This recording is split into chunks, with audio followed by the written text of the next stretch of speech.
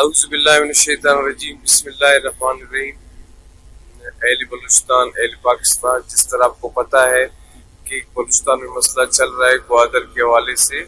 جہاں کچھ لوگ مطالبات لیے ہوئے بیٹھے ہوئے ہیں اور احتجاج کر رہے ہیں۔ یہ احتجاج آج کی بات نہیں ہے، یہ گزشتہ سال سے جاری ہے،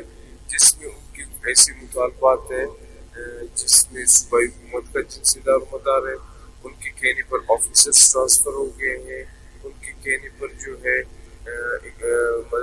ہر قسم کے اقدامات جو صوبائی حکومت کو کرنے چاہیے کرنے گئے ہیں۔ ان کے مطالبات جو ہیں ان کے ماہی گیروں کو مزدور کا دینے کا درجہ دینے کا جو سمری ہے وہ وزیر اعلیٰ اس میں پڑا ہوا ہے۔ ان کے لانچز میں ہم نے لیویز کے سپاہی بیٹھے ہیں جو ٹرالنگ کرنے والوں کے خلاف کارروائیاں کرتے ہیں، لیکن کچھ ایسے مطالبات ہیں جو فوری طور پر حل کرنے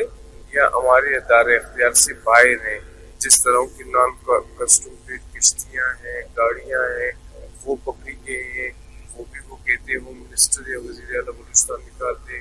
یا ان کے بارڈر کے حوالے سے یا گوادر کو فری فوڈ زون کے حوالے سے۔ تو ہم نے ان کو کہا ہے کہ یہ آپ کے مطالبات جائز مطالبات ہیں، لیکن یہ مطالبات ہمارے ادارے اختیار سے باہر ہیں، یہ فیڈرل گورنمنٹ کے اختیارات ہیں۔ اس میں ہم آپ کے ساتھ مل کر federal government, Sindh government, Iran میں ہمارے بارڈر مینجمنٹ کمیٹی ہے، اس میں بیٹھ کر آپ کے تمام مسائل آپ کے ساتھ مل کر اٹھائیں گے۔ اس طرح روڈوں کو بند کرنے اور اپنے ملک کے خلاف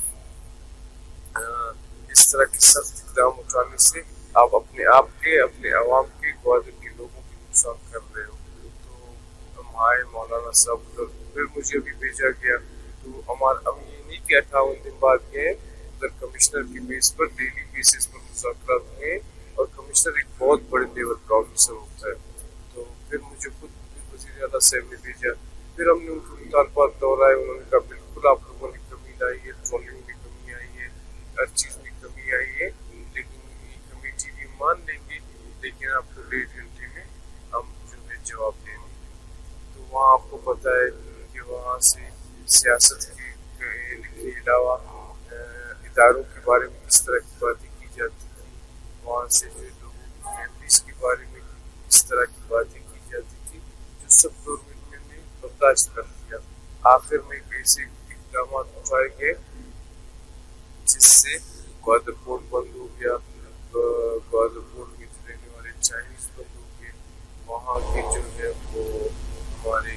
سیاح اسی ہوٹل میں 150 کے قریب بند ہو گئے، ہماری نیوی کے آفیسرس کا کمپاؤنڈ بند ہو گیا، پھر مزید کورٹ کی طرف پیش کرنی، پھر اس کے بعد میرے خیال میں اگر ریاست ان سب چیزوں کو اپنے سے سیکیور نہیں کر سکتی تو اس کی لسٹ ختم ہو جاتی ہے۔ احتجاج کا ایک طریقہ ہوتا ہے اور بندے کے جگہ کا ایک ہوتا ہے۔ ابھی بھی میری آپ سب سے گزارش یہ ہے، تمام مسئلوں کا